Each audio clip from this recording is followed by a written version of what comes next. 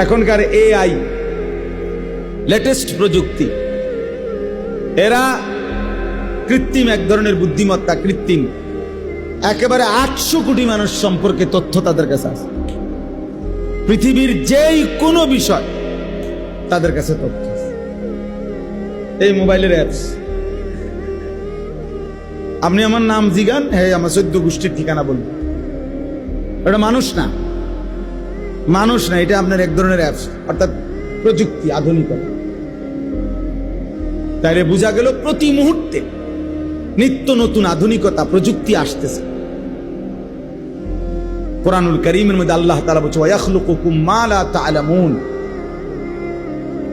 ওয়াল খাইলা ওয়াল বিগালা ওয়াল হামিরা লিতারকাবুহা ওয়া যিনা ওয়ায়াখলুকুকুম মা লা তা'লামুন। আশ্চর্য আয়াত এটা।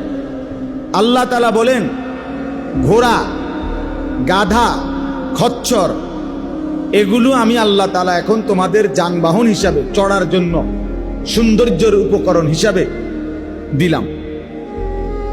যেমন একজন লোকের একটা প্রাইভেট কার, এটা একটা সৌন্দর্যময় জিনিস, তার একটা বাহন। আল্লাহ বলেন এখন আমি তোমাদেরকে চড়বার জন্য গাধা, ঘোড়া, খচ্চর দিলাম। তবে শোনো, এখানে শেষ না।